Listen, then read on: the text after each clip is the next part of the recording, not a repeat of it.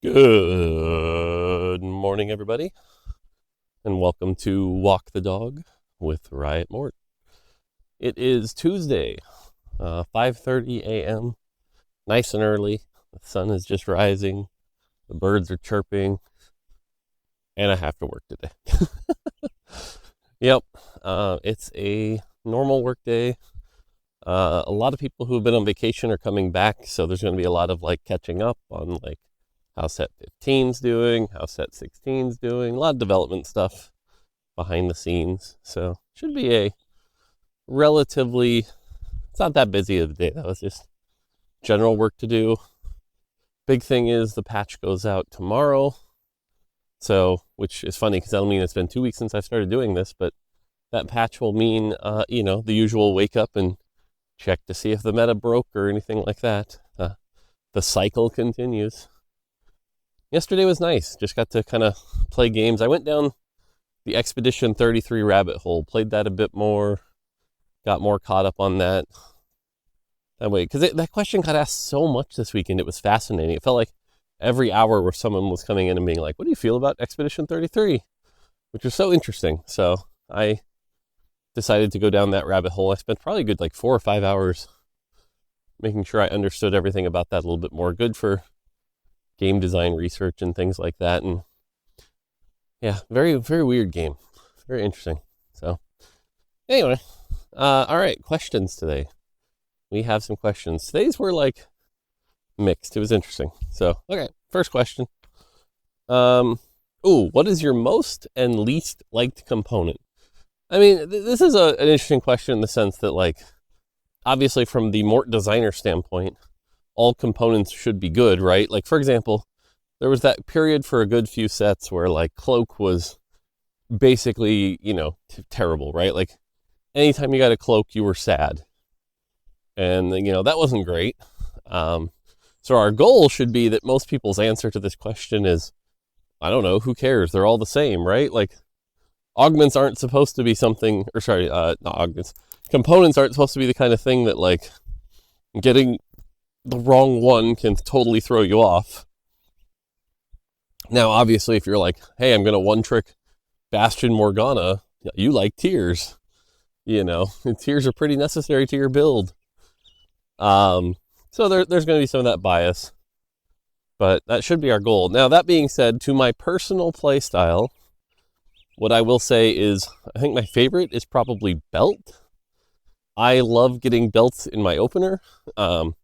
It can lead into a Sunfire or a Warmogs, which I find both of those items to be really, really good in the early game. I liked Redemption a lot. I'm hoping we can get Spirit Visage to a point where it feels pretty powerful as well. I like those defensive options. I'm not as big a fan of, Sterix, and then Morello's has kind of fallen off. But either way, that win streak playstyle I like with that early Warmogs continues to be my favorite. I especially like belt when you have the Vi encounter, because then it's you can really get that early Warmogs.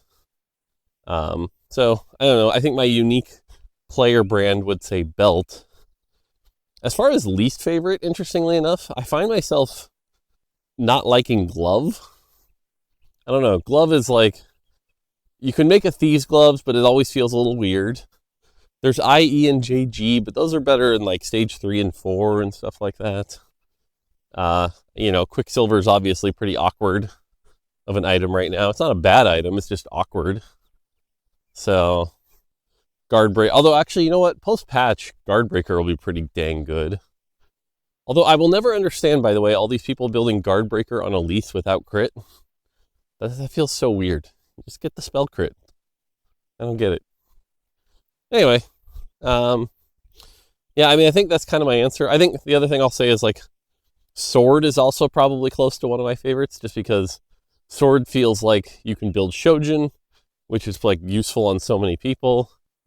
You can build, Deathblade IE, which are really solid. BT is fine, especially depends on the set. This set, BT is not as great, but other sets it is. So yeah, I don't know. Now those Radiant components that we never shipped, those would have been fun. But yeah, again, the thing to talk about here is that our design goal should be that players are always like, they actually don't have an answer to this question. So, but there will always be their biases, right? Like, you take a player who generally leans more AP, and obviously they're not going to like sword as much as they're going to like rod and tier and things like that. Cloak, I don't mind cloak that much anymore. Cloak is generally fine. You get your early sparks. Dragon Claw, I think, is a pretty good item. Yeah, I don't know. So, it's kind of my answer. I know not the most like interesting answer, but at the same time, again, that's our goal. Components should feel pretty similar. All right, next question is, what IP, if you could, just snap your fingers and have any IP, would you want to collab with for TFT? So again, I'm only going to speak for my answer here. This isn't Riot's answer, because this is the kind of decision that I would have basically no input on the team. It becomes a much more like executive producer plus publishing kind of thing that they would then come to me and go, hey, we've made an agreement with Hot Wheels and now you have to do a Hot Wheels set. Go make it, And my job would be to work with the team to make this Hot Wheels set. That's kind of how that works operationally. So no one's going to come to me and be like, what IP do you think we should make a Hot Wheels set? Yeah. If that was the order that came down, so be it. Someone might be like, what do you think? Just for like a slight nugget. Or if anything, they might come to me and say, do you think players would love a Hot Wheels set? To which I could kind of go, what are you guys smoking? But yeah. So again, but assuming I could have infinite power and snap my fingers in any IP. So there's two answers to this question. The first one is, if it's a set that doesn't include the Runeterra League of Legends stuff, right? It's just like we're going to make a TFT set with a different IP. The answer is always Pokemon. It's always Pokemon. I think, yes, I know there is a Pokemon one out there in China. The Pokemon Unite team did one. I think they missed a lot of the magic that makes TFT great. But I think if someone gave me unrestricted access to Pokemon and said, go make a auto battler, I can make a damn good auto battler. So Pokemon would be my answer there. Now, if you have to merge it with the League of Legends IP, so let's say it's like an IP that's going to be 50-50 with Runeterra champions, this one gets harder. Because something like Pokemon, I feel like it'd be weird to see Ari and Charizard and Yasuo and Mewtwo all fighting on the same arena. That feels weird. That feels tacked on. I don't think I'd want to do that. I think I'd much rather have a little bit more humanoid characters. And then it starts to get really tricky because there aren't a lot of like amazing humanoid fantasy. Like, not to copy Magic here, but like Final Fantasy would be cool because then you could have like Ari and Yasuo fighting Cloud and Tifa and Zidane and stuff like that. Like, okay, I'm kind of down for that. But again, that's sort of cheating because literally we're about to get this sick Magic the Gathering Final Fantasy set. So it's like, I want that collab too. But that, I mean, I grew up in the Final Fantasy 6 to 10 era, so wouldn't bother me. My personal bias also, I would say, trying to do Smash Brothers. Like, just give me the whole Nintendo library. But it's like, do I want Yasuo and Ari fighting Mario, Inkling, Link, Bowser? Yeah, kinda, to be honest. Cho'Gath versus Bowser, I'm down. So, I don't know, that could be kind of fun. And that way you can have a vertical origin where it's like Hyrule, Mushroom Kingdom, I could do that. So, I think that'd be my answer. Oh, I can't tell that story. Dang it. But, it's a fun exercise to think about, like, if you had to make Bowser a 5 cost, what would he do, And there's a lot of really fun answers there. So, yeah. Yeah, so I guess without IP, Pokemon, with Smash or Final Fantasy. I'm trying to think, what other IPs are there really? Oh wait, I mean, okay, wait. All right, time to put my business hat on. Time to be an executive producer here. Roblox. If we want the audience to expand, we just put Roblox in TFT. And that way you have Yasuo and Ari fighting Roblox version of Yasuo and Ari, and we get all the kids. There you go. That's the business decision. All right. I think those are some good answers. I'm really just picturing Roblox Yasuo, because you'd have both versions. It's almost like, see, now my brain's going. You could do like an item thing where it's like every round you get an item, put it on the champion, they become the Roblox version of themselves, which is a buff and changes their classes and stuff like that. So it's like make your own trait. That could be kind of cool. Anyway, so there you go. Pokemon, Smash Brothers, Final Fantasy, Roblox. Those are my answers. Will any of those happen? No. No, at least not that I'm aware of. Now Hot Wheels. There you go. Yasuo driving around in his Ford Mustang to get an upgrade. I like it. It all goes back to the original answer. Your first instinct is your best one. Hot Wheels it is. All right. You heard it here. Set 16. TFT meets Hot Wheels. All right. Oh, and this one's interesting. Okay. So the next question. Sorry, 1 second. The next question is about summon traits. And they asked about summon traits with choices, and how after Storyweaver, which was this particular person's favorite, which had choices, in the learnings article I talked about how there weren't really choices because it essentially always boiled down to a correct decision, right? Like some guide would come out and say always build full blue or full red or whatever, and everyone just did that, and there weren't really choices. But the person asked, hey, doesn't Anima Squad prove that that's not really true? Because Anima Squad has plenty of choices, and it worked out fine. So couldn't we do summons with choices? And I'm laughing because this is actually a very relevant topic right now that, like, I think we're actually going to have some internal talks about. Because interestingly enough, when Anima Squad was getting made, this is one where I had to get involved, because the first version of Anima Squad that was pitched was very much a like build your own trait meets Swarm. So like you would pick Uwu Blaster and it would give your team 200 health, or you would pick, Bladerang and it would give your team 20% attack speed.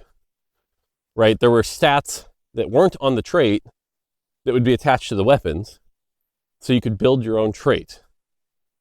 And what that ran into was, A, it was confusing, because it was like, wait, am I picking the weapon or the stats? And what would happen is everyone would just pick the stats they thought were good, right? Like in that example, if you say 200 HP is better, you always pick 200 HP, which means if you really like Bladerang, you can't pick Bladerang, which feels kind of bad. So what we ended up doing was going, okay, we need to scrap that, because one of our goals for Anima Squad is that you can pick the weapon that you think is the coolest. If you're just like, I think Bladerang is so cool, you can just pick it. So at one point we tried just like the weapons deal damage. They always deal the exact same amount of damage. But then we got a lot of pushback, especially from our finalization pod, that like, well, I don't know, like I'm being asked to make a decision, but I like my brain says this decision matters and there's no choice to it. Like I don't understand what I'm supposed to be choosing. And so my brain stops working and I go, I don't get it. And I had to push pretty hard where it's like, I understand that, but the goal here is you just pick the one you think is cool. So I would tell finalization pod, I'm like, just pick the one you think is neat. And they're like, but that's not how TFT works. I want to make a strategically informed decision. And so going back and forth, I finally was like, okay, what's the most bare minimum decision you could make that basically changes nothing, but still lets you feel like you made a strategic choice? And I went with, well, what type of damage is it, right? If they both do the same amount of damage, right? Weapon A, 200, weapon B, 200. But one of them you have a spark, and one of them you have a last whisper. Okay, you can pick. And that was, I think, just the right amount. Because, like, realistically, if you look at every Anima Squad tier list out there right now, nobody knows. They're all very similar. I think 7-piece is probably the closest to, like, imbalanced. And 7-piece is basically, do you want upfront true damage to melt them, or do you want physical, or do you want magic, right? Like, that's basically all the decision is. But that level of decision making is just enough. And again, to the doubt of a lot of people on our team, I think it worked out, but it took a while, right? Like, when Anima Squad first went to PBE, I think you saw a lot of those same type of reactions. Those same type of, well, what does this mean? So, car.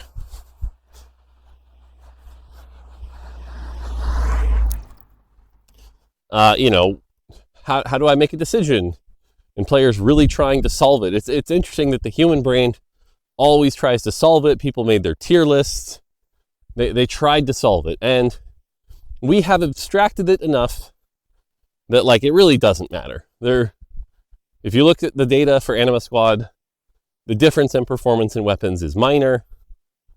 But of course, if I, like, fake numbers here, if I was like, hey, Annihilator has a 50.8% top 4 rate, and the Hurricanes have a 50.6% top 4 rate, someone would claim that Annihilator is the best choice. They really would, So, does that prove that we can make choices work? Not really, because if anything, Anima Squad is proof that we essentially abstracted the choice so much that it doesn't matter. So if the only way to make choices work is to make none of your choices matter, then why even give you the choice, right? Because then you're just creating a fake decision that players think they made a right or wrong decision when they really did nothing, right? I would hate if a player was like, oh, the reason I lost that Anima Squad game was because I picked Annihilator over Hurricane. And it's like, well, it might have made a small impact, but it didn't really change anything. Whereas, like, Storyweaver was like, oh no, you picked blue or red, you idiot, you always pick blue. It's so much better. Like, that's just a bad choice, right? Sorry. I think that's the first time I've sneezed on one of these walks. A little cold, that's why, I think. Anyway, so I don't know that Anima Squad has really proved that we've made choices work. But what I'll also say is that as a player, you really enjoy these choices. You're not the only one. Designers in particular, the way game designer brains work, is having all of those choices is fun, skill expressive. Like, that's the thing game designer brains really, really like. Whereas a lot of normal people brains are sort of like, decisions are hard, tell me the answer.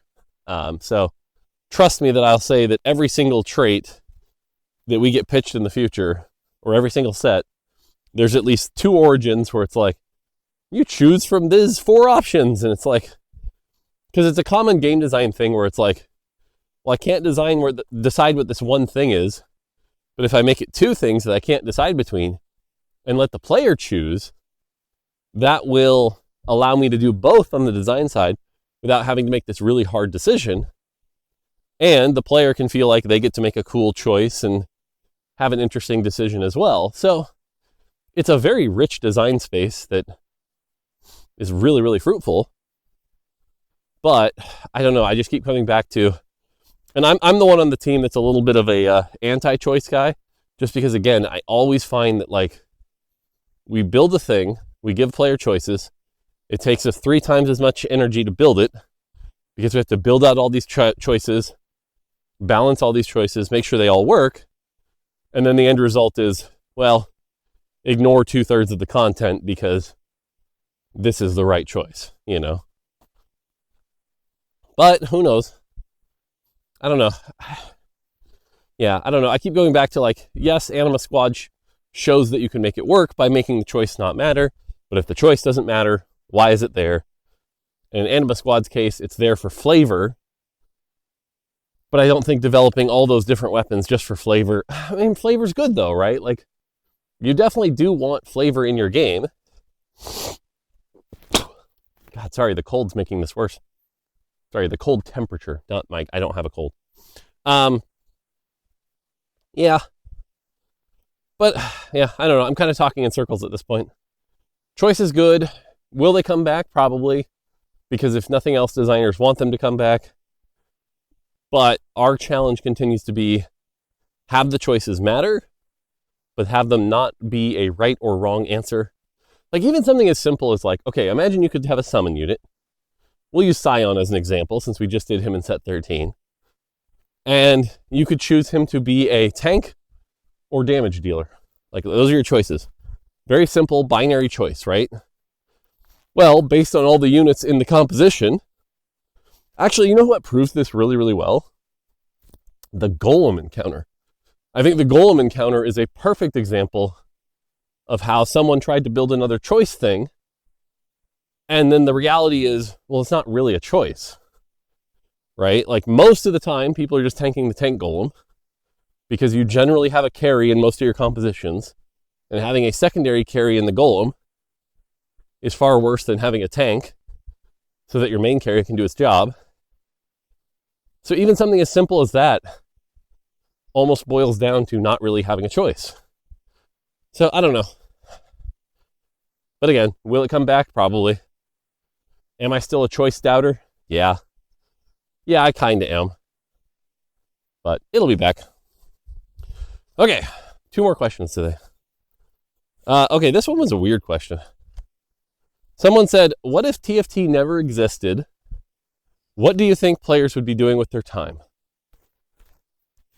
That one's interesting. I think, you know, if you look at any particular game, right? Like, what if Fortnite never existed? What if Roblox never existed? I think the general answer is, like, play something else, right? Like, there is enough video games out there that will latch people on, and players will play something else. So I don't think there's necessarily a giant, like, industry-wide issue if TFT or Fortnite or Roblox disappear. If they never existed. I don't think that much changes. I don't think TFT has revolutionized the industry in any way. But even games like Fortnite and Roblox, which have revolutionized the industry in some ways, even those I don't think would like drastically change the landscape if they didn't exist.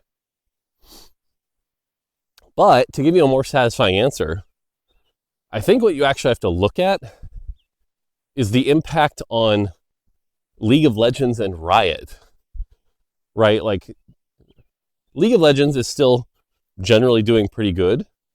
It's at that, you know, post 15-year, you know, not everyone struggling with new players, et cetera, that like every game older than 10 years old does. It's not League-specific problems. It's just, when you're a 15-year-old game, it's hard to convince a 12-year-old to go play a 15-year-old game.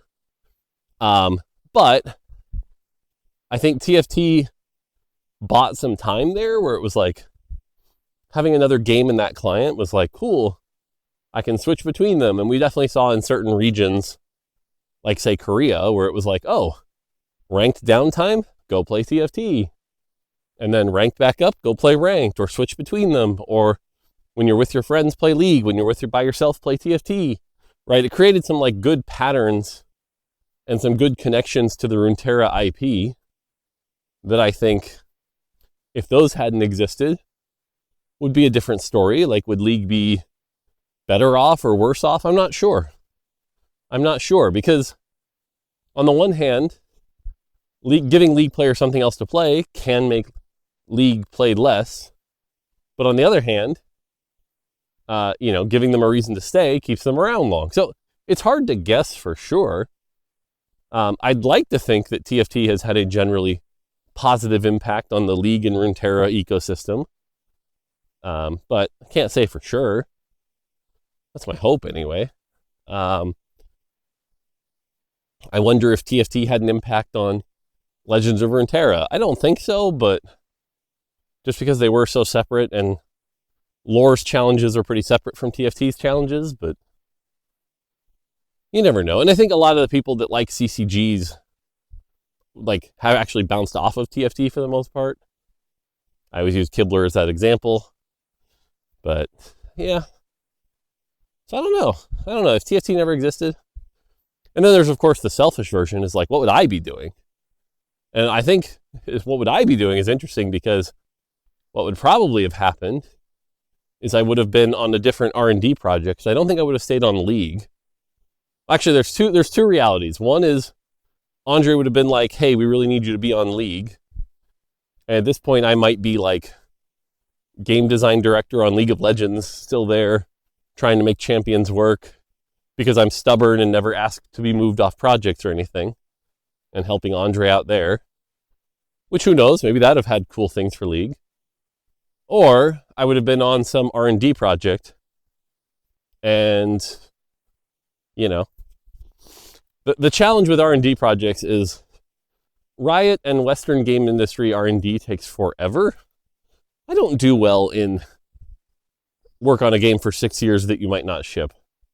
That's not me. I make things that I can ship in a year. Even at Nintendo, I think my longest project was like 20 months. So, and even in that 20 months, you make such amazing progress. Like, I don't know. It's something I've been doing this 20 years, but it's a very large part of the Western game dev industry that I've actually just had no part in. I always am assigned to projects or started projects that at least have some initial direction, and I get them out the door. I make them happen, right? And TFT is now a good example where it's like, even initially, we kind of knew what we were building, right? It was based off auto chess. And then from there, it's just like, build a new set, come up with new ideas, improve the system, refine things. That's the goal. So, but who knows? Maybe, like I said, I basically look at my career as half over at this point. I've been doing this 20 years away from retirement. So maybe that's something I need to experience in the back half. So, could be good. But what I'll also close this question on is, I'm glad TFT exists, because it's fun. And I'll be honest, it's hard to play other games now, because not a lot of other games give you that full sense of a game, like from start to finish, where it's like, I'm going to start this team building journey. It has ups and downs, cool moments, high rolls, low rolls, tough things, very cinematic, in 40 minutes. So I think I've been playing Binding of Isaac again lately. And that's why I always liked Binding of Isaac. It was like, from start to finish, you play a 30-minute game of Binding of Isaac. A lot of things happen, a lot of cool story moments. Of like, oh, well, I got this weapon, then I got this weapon, but I was struggling to find keys. But then I bombed a wall and I converted. Like those stories are what make games fun to me. And the games that can condense that down to an hour are like chef's kiss. So, okay, one more question to power through here. And it's a short one, so I still have time. Someone asked, what is your favorite breakfast? This one's easy for me. I have a very favorite breakfast. Growing up, my family, every Sunday we would make waffles. And whatever waffle maker we have, it has like the really deep pockets, the big squares. And so you just fill those squares with butter and syrup, and you'd eat those pancakes. And sometimes, if Dad was feeling generous, they'd be chocolate chip waffles. So those chocolate chip waffles filled with syrup, each little pockets of syrupy, bready, chocolatey goodness. Oh, that's my favorite. So I still have a very big soft spot for waffles. Anytime we go out, it's like, you could have a big fancy omelet or whatever, but nah, I'll take a waffle. Just a nice, good, and not like a crap, like no Eggo waffles, none of that shit, or none of those waffles that are really thin that have the tiny squares. That's not a waffle. Like waffles have the we're talking 2 centimeter deep pockets.